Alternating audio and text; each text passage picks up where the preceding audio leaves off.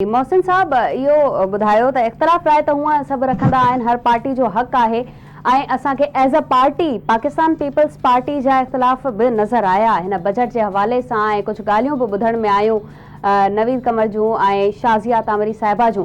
छा सम्झो पिया त जेकी ईंदड़ बजट आहे सिंध जी बजट उन में छा अवाम खे सिंध जी अवाम खे को रिलीफ मिली सघे थो, का अहिड़ी पॉलिसी जुड़ी सघे थी जंहिंसां अवाम खे रिलीफ मिले, सिंध खे रिलीफ मिले? सिंध जे बजट में ॾिसो सवाइ डेवलपमेंट बजट जे ऐं मुलाज़िमनि जी पघारूं वधाइण खां अलावा को बि सिंध गवर्नमेंट रिलीफ न ॾेई सघे।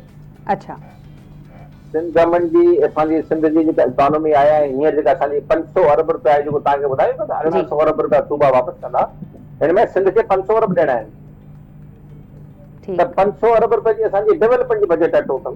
500 अरब तव्हां वापसि करे छॾींदो, 500 अरब डेवलपमेंट जी बजट तव्हां अंदाज़ो लॻायो त इहे 500 असां न ॾियूं, मिसाल ॾियां थो मां ऐं 500 असांजी पंहिंजी डेवलपमेंट बजट जॾहिं 1000 अरब जी डेवलपमेंट बजट असां सिंध में ख़र्च कयूं हा त पोइ चई सघिजे थो यार ज़बरदस्त बजट आहे ऐं हुन मां 700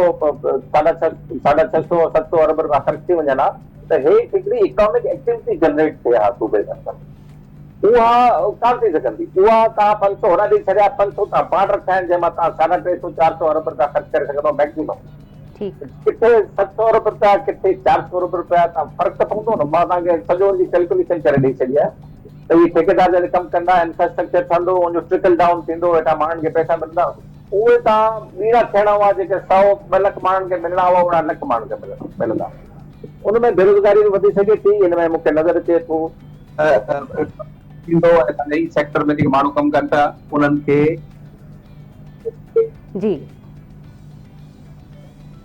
जी मोहसिन साहब हुनमें मां अॻिते त उन्हनि खे ॾुखियाऊं पेश अची सघनि थियूं। इन सिंध गवर्नमेंट खे को रिलीफ का ख़ासि उमेद रखो को रिलीफ थियनि माण्हुनि खे मिले।